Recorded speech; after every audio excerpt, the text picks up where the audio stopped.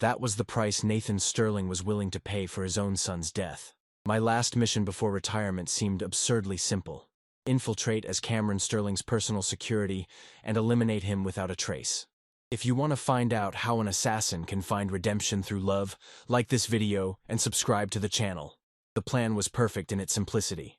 I'd assume the identity of Marcus Rodriguez, a former military specialist in executive protection, gain the billionaire heir's trust, and carry out the job with the surgical precision that had made me a legend in the underworld. No contract had failed in 10 years. This one wouldn't be any different. What you're hearing here is just the beginning. The full, unfiltered stories with all the details you can imagine are available now. Check the link in the description right now. The Sterling mansion in Malibu emerged as a modern fortress against the Pacific's endless horizon. Mirrored glass reflected the Californian sun as I drove through the electronic gates for the first time. The salty ocean smell mixed with the sweet aroma of eucalyptus trees adorning the meticulously maintained gardens. Distant sounds of luxury cars and helicopters punctuated the opulent silence of a world where money bought even the illusion of peace. Each morning started at 5. Rigorous physical training in the mansion's private gym, review of security routes, monitoring communications, and discreet surveillance of my target, Cameron Sterling, heir to a pharmaceutical empire that moved billions annually. In the dossier photos, he looked like just another spoiled playboy spending the family fortune on parties and imported cars. I studied his every move like a predator studies its prey. His erratic work hours, food preferences, frequented locations, close associates. My meals were functional: protein, complex carbs, vitamins. No pleasure, just fuel to keep the machine running. Every gesture was calculated to maintain the facade of exemplary security while I mapped out the perfect moment for the final strike. The mansion walls whispered tales of power and corruption. Secret meetings happened in Nathan Sterling's office, muffled voices discussing mergers, acquisitions, and competitor elimination. The family patriarch rarely smiled, his gray eyes radiating a coldness I immediately recognized. We were of the same species, born predators who saw other humans as pieces on a chessboard. Routine was my ally. Predictability created opportunities. Cameron went for a run on the beach every morning at 7, returned for board meetings, and ate lunch alone on the terrace overlooking the sea. Vulnerabilities. Windows of opportunity that an experienced professional would easily exploit. But then, something happened that 10 years of experience hadn't prepared me for. It was a hot Monday in September, when everything changed. The Sterling Pharmaceuticals board meeting had run longer than scheduled. Nervous executives discussed a hostile takeover of a rival company while I remained discreetly posted near the main exit of the corporate building. My eyes constantly scanned the surroundings, identifying familiar faces, escape routes, potential threats. The attack came too fast for any ordinary person to react. 3 men emerged from a black sedan strategically parked near the underground parking entrance. I immediately recognized the signs: coordinated movements, discreet hand signals, tactical positioning. Professionals. Corporate rivals willing to eliminate Cameron before the merger was finalized.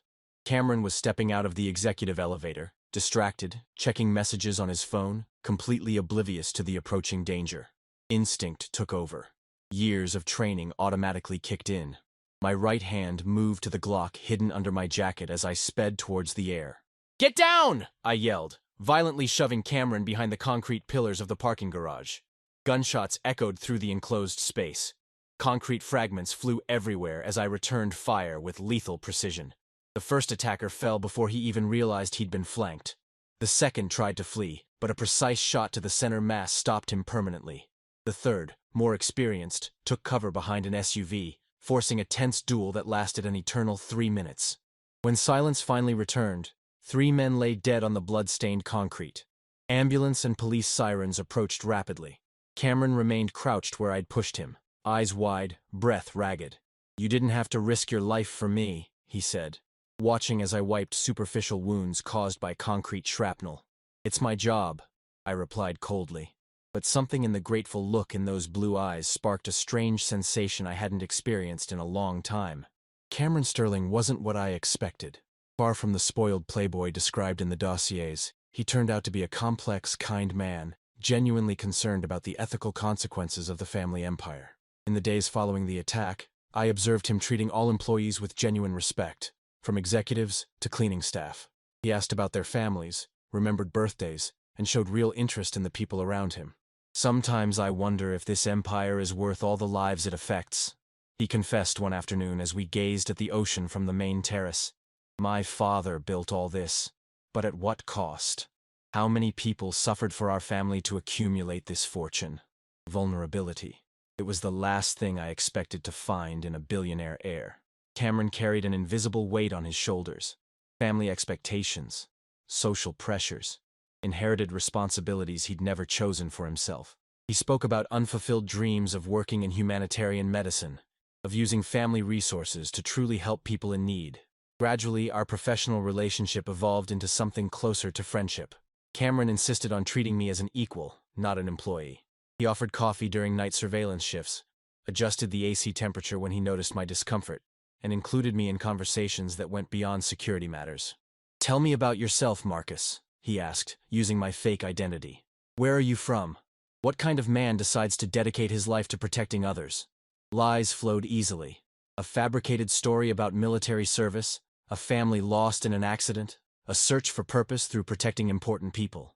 Every word calculated to build trust, to lower his defenses. But when Cameron shared his own vulnerabilities, something inside me began to stir.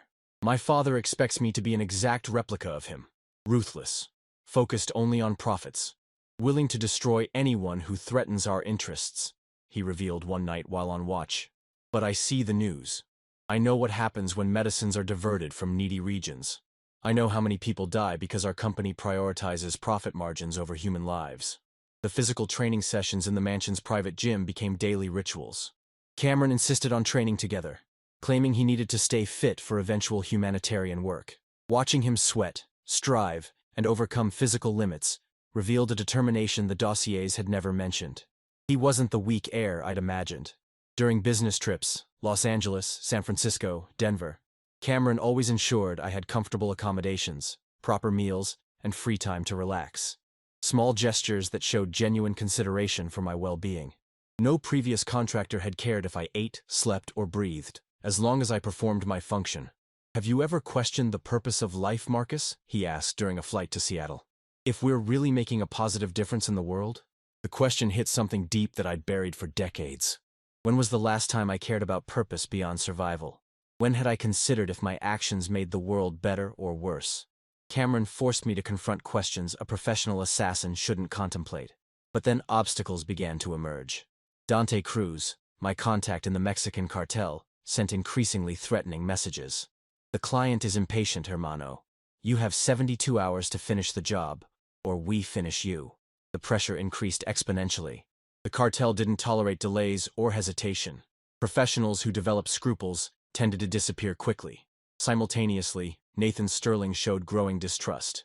His cold eyes followed me through the mansion corridors. Private investigators began probing my false past, looking for inconsistencies that could reveal my true identity. The net tightened from both sides. The most shocking discovery came through an intercepted phone conversation.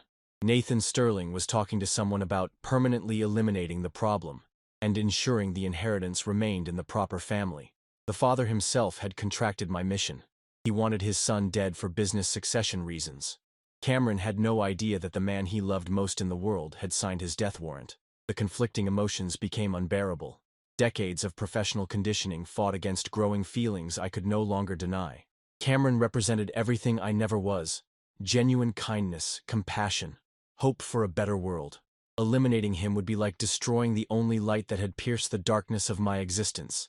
But the cartel wouldn't accept excuses. Dante had made it clear that failing this mission would result in brutal retaliation, not just against me, but against anyone I might have started to value, including Cameron. The deadline approached inexorably. 72 hours to make the decision that would define not only Cameron Sterling's fate, but also who I really was, deep in the soul I thought I'd lost long ago. The trip to Guadalajara had been scheduled as a strategic meeting with Sterling Pharmaceuticals' Mexican distributors. Cameron needed to finalize crucial agreements for the company's expansion into the Latin American market. I'd accompany him as security, but my mind buzzed with sinister possibilities. Mexican territory meant proximity to the cartel. Dante Cruz could easily arrange an accident that would eliminate both Cameron and my growing hesitation. The hotel was a luxury oasis in the heart of the city. Italian marble, lush gardens, and suites that cost more per night than most people earned in months. Cameron insisted we stay in the same presidential suite for security reasons, an arrangement that made my heart race in a way completely improper for a professional.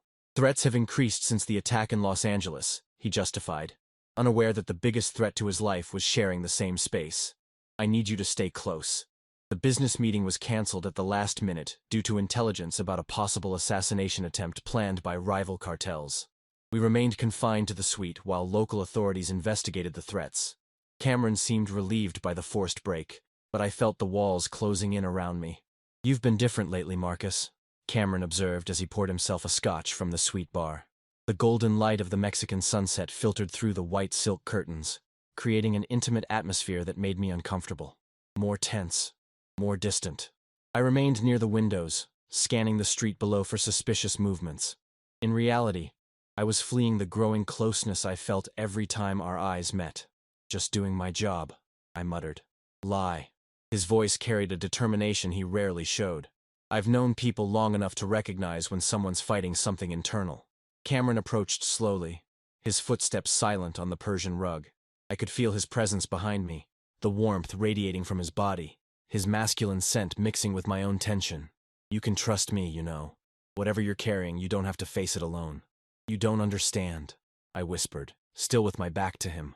"Some battles are fought on territory where no one else can step. Then let me try to understand." His fingers gently touched my shoulder, a contact that sent electric shocks through my entire frame. I turned slowly, meeting those blue eyes that had haunted my nightmares and dreams in recent weeks. Cameron was so close I could count every eyelash, observe the subtle movement of his breath. "You carry pain," he said softly, his fingers moving to touch an old scar on my forehead. "I see it in your eyes. I recognize it because I carry mine too." "Cameron!" My voice came out hoarse, a warning he completely ignored. I came from the other side of the world expecting to find purpose in business, but the only real meaning I discovered was you. His confession hit me like a direct shot. "The way you protect me, how you genuinely care about my safety. No one has ever done that for me, without expecting something in return." The internal conflict became unbearable. Every fiber of my professional being screamed to maintain distance, complete the mission, preserve the coldness that had kept me alive for a decade. But Cameron broke down all my defenses with disarming sincerity. "You don't know who I really am," I murmured, a last attempt to protect him from the truth. "Then show me." His lips were inches from mine. I could feel his warm breath against my skin, see the growing desire in his eyes.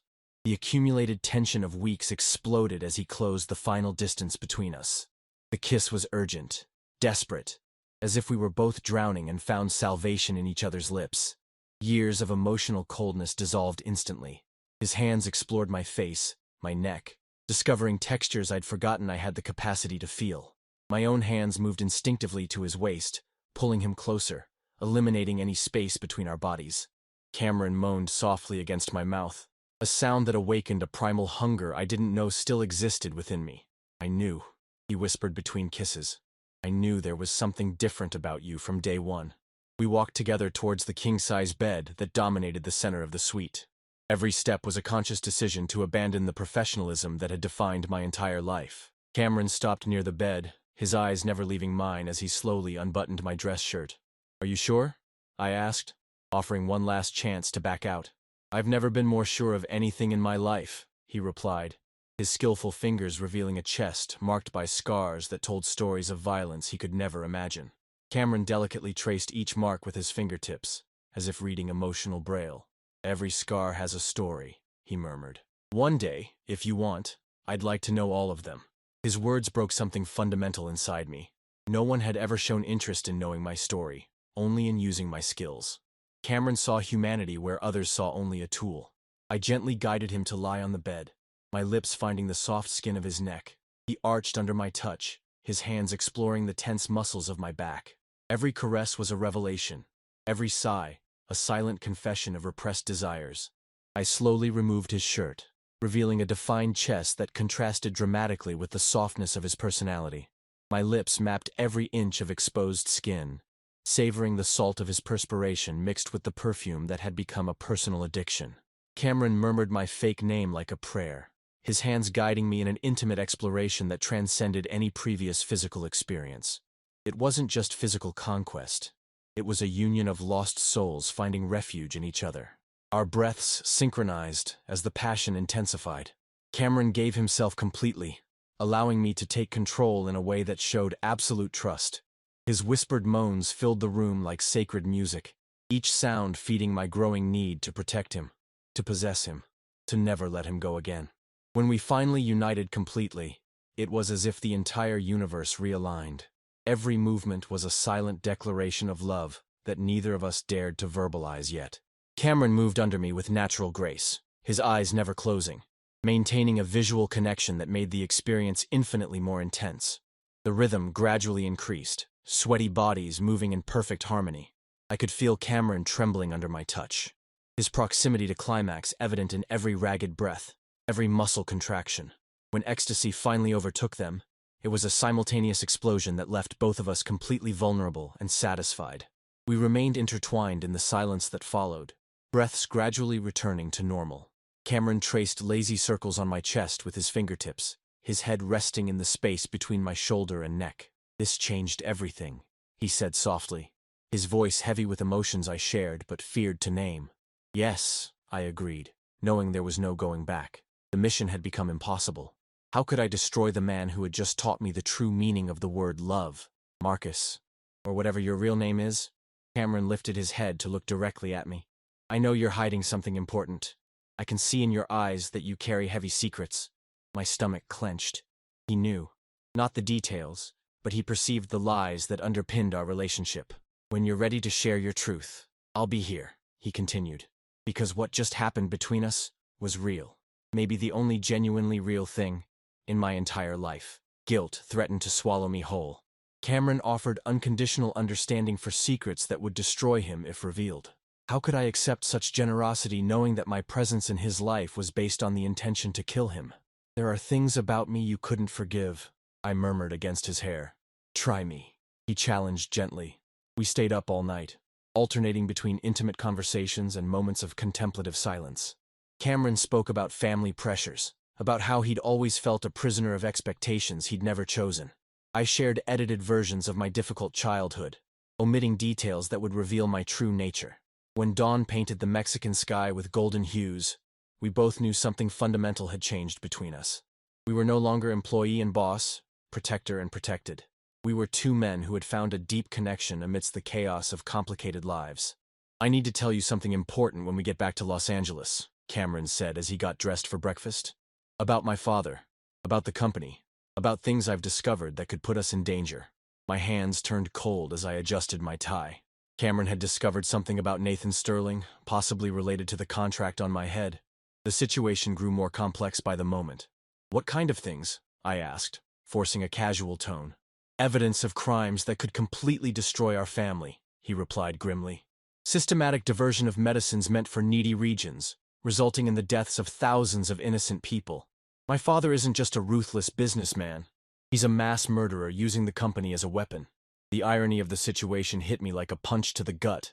Cameron lived in the same house as the man responsible for thousands of deaths, unaware that he also slept next to the assassin hired to eliminate him. We were all pieces in a deadly game where the truth would be more devastating than any lie.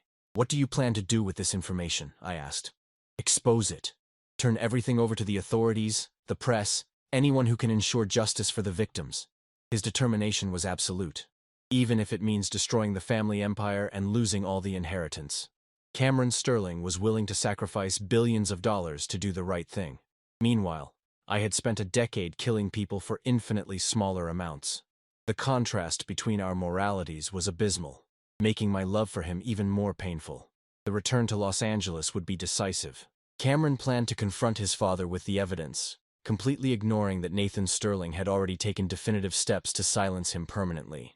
And I was caught in the center of this conspiracy, forced to choose between the love that redeemed me and the survival that had defined me for a decade. Time was running out, and soon we'd all discover if love could truly conquer the evil that ran in our veins. The flight back to Los Angeles passed in tense silence. Cameron remained absorbed in dark thoughts, reviewing documents that could destroy the Sterling Empire, while I wrestled with the decision that had become inevitable. Dante Cruz had sent a final message during our airport layover. 12 hours, hermano. After that, you become the next target. There was no more time for hesitation. The choice was simple and brutal. Kill Cameron or die with him. The Malibu mansion looked different when we returned. The shadows were darker, the corridors narrower, the air thick with a tension only I could fully perceive. Nathan Sterling awaited in the main library, his cold eyes radiating the same killer coldness I recognized in the mirror. "Welcome back," he said, without looking up from the papers scattered on the mahogany table. "I hope business in Mexico was productive." Cameron kissed his father's cheek mechanically, ignoring the sarcasm in his voice. "We need to talk, Dad. About the company, about international operations, about things I've discovered. I'm sure we can discuss any concerns tomorrow," Nathan replied coldly. "You look tired from the trip. It can't wait until tomorrow." The determination in Cameron's voice was absolute. "I found evidence of systematic diversion of medicines meant for needy regions. Thousands of people died because our company prioritized profits over human lives." The silence that followed was deafening. Nathan Sterling finally looked up, and in his eyes, I saw confirmation of everything I suspected. This man was capable of any atrocity to protect his empire. "You don't know what you're talking about, Cameron," Nathan said slowly. "International business is complex. There are nuances you don't understand." "I understand enough." Cameron took a folder of documents from his executive briefcase. "I have shipping records, internal correspondence, financial reports that prove everything. Sterling Pharmaceuticals is responsible for genocide on an industrial scale." It was then I noticed the presence of other men in the mansion. Discreet movements in the corridors, shadows that shouldn't be there. Nathan had anticipated this confrontation and taken preventive measures. "Cameron," I interrupted softly, placing myself between him and the main library door. "Perhaps we should discuss this in private first." "No, Marcus. I've discussed too much in private already." He turned to his father with a fury he'd never shown before. "How many people need to die to feed your greed? How many destroyed families are acceptable to maintain our fortune?" Nathan Sterling slowly stood, revealing the pistol he'd kept hidden under the papers. "You've always been weak, Cameron. Just like your mother, incapable of understanding that true power demands sacrifices." "Dad?" Cameron's voice trembled with disbelief. "What are you doing?" "Protecting what I've built." Nathan Sterling pointed the gun directly at his son's chest. "You've become a problem that needs to be permanently resolved." Instinct took over. I threw myself on Cameron, pulling him behind the leather armchair seconds before gunshots echoed through the library. Old books exploded into paper fragments as bullets ricocheted off the wooden walls. "Dante was right about you," Nathan shouted over the gunfire. "He said you developed inappropriate feelings for the target." Dante Cruz emerged from behind the bookshelves, accompanied by two other assassins I recognized from the cartel's most violent circles. My betrayal had been discovered, and now we were all targets. "I'm sorry, hermano," Dante said with false regret. "Business is business." The client paid extra to ensure the job was done. I shoved Cameron towards the back exit of the library as I pulled out my Glock. "Run," I whispered urgently. "Find somewhere safe and call the police. I'm not leaving you." His loyalty was touching and completely impractical. "This is my world, Cameron. I know how to navigate it." I fired 3 precise shots, forcing the assassins to take cover. "You have evidence that can expose all of this. You need to survive to ensure justice." I used the confusion to push Cameron through the back door, sealing it behind us. I knew every inch of the Sterling mansion after weeks of reconnaissance. There were escape routes they wouldn't expect. We ran through the dark gardens towards the underground garage. Cameron stayed close, his ragged breath revealing the shock of discovering his father planned to kill him. The sound of pursuit echoed behind us, voices shouting orders, heavy footsteps on the manicured grass. "Marcus, you need to explain what's happening," Cameron gasped as we hid behind one of the cars in the garage. There was no more time for lies. "My real name is Axel Pierce. I'm a professional assassin hired by your father to kill you." The silence that followed was more deafening than the gunshots. Cameron recoiled instinctively, his eyes reflecting absolute betrayal. You came here to kill me?" "That was the intention," I admitted, checking my remaining ammo. "But everything changed. You changed everything. How can I trust anything you say?" His voice broke. "How do I know this isn't part of the plan?" The pain in his eyes was more devastating than any physical injury. "Because if it were part of the plan, you'd have been dead weeks ago. Because I chose to protect you instead of fulfilling the contract. Because I'm willing to die for you." Voices approached the garage entrance. Our time had run out. Cameron, listen carefully. I grabbed his hands, forcing him to face me. There's an abandoned warehouse at the port where Dante keeps his files. If something happens to me, go there. Find the evidence about the cartel's operations and turn everything over to the authorities along with the company documents. Don't talk like you're saying goodbye. It might be necessary. I kissed him quickly, savoring what might be our last moment together. But I promised to fight to the end. The final confrontation happened exactly where I'd planned, in the abandoned warehouse that served as the cartel's arms depot. I had purposely led Dante and his men there, knowing every hiding spot, every tactical advantage the environment offered. Cameron had insisted on coming with me despite my protests. If we're going to die, we'll die together, he declared with a determination I admire to this day. The battle was brutal and bloody. Dante was an experienced professional, but I had a motivation he couldn't understand. A fight for redemption is more powerful than a fight for money. Every shot I fired, every move I made, was a declaration of love for Cameron and a definitive rejection of the life of violence that had defined me for a decade. When the last assassin fell, Cameron and I remained alone amidst the bodies and the evidence that would destroy both the cartel and Nathan Sterling. Documents scattered on the floor revealed decades of corruption, contract killings, operations that had cost thousands of innocent lives. It's over, I whispered, embracing Cameron amidst the wreckage of my former life. No, he gently corrected. It's just beginning. 6 months later, our new life took shape in a small coastal town in Mexico, far from the media spotlight that still dissected the Sterling scandal. Cameron worked as a doctor in a free clinic we'd established with some of the resources he managed to save before the family empire completely collapsed. I found purpose protecting the clinic and the people Cameron treated daily. Children who once fled at the sight of me now ran into my arms when I came home from work. Old fishermen shared stories with me during quiet afternoons on the beach. For the first time in my life, I was seen as a protector instead of a predator. Have you ever regretted it? Cameron asked one night as we watched the sunset from our simple but cozy balcony. Choosing you instead of the mission? Never. I pulled him closer, savoring the peace I thought was impossible for someone like me. You taught me that even the most lost can find redemption through true love. Nathan Sterling died in prison before trial, officially from a heart attack, but we all knew the truth was more sinister. Dante Cruz and the surviving cartel members were extradited to face justice in the United States. The evidence we collected led to the dismantling of a corruption network that spanned decades. Cameron never recovered his fortune, but he discovered much greater wealth working with people who truly needed help. Every life saved at the clinic was a victory against his family's destructive legacy. You know what impresses me most? He said, tracing lazy circles on my chest as we rested after another day working at the clinic. What? How we transformed a story that began with death into something that generates life. You've saved many more people protecting this clinic than you ever eliminated in your previous career. He was right. Every vaccinated child, every treated injury, every life preserved was a small redemption for the choices I'd made in the past. I couldn't resurrect my previous victims, but I could honor their memories by ensuring others received chances they didn't get. Sometimes I wake up in the middle of the night thinking I'm still dreaming, Cameron confessed.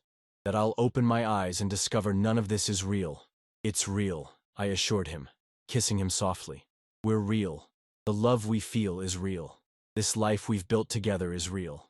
Our story proves that even in humanity's darkest places, unexpected light can bloom. That an assassin can choose to protect instead of destroy. That a privileged heir can abandon fortunes to serve the needy.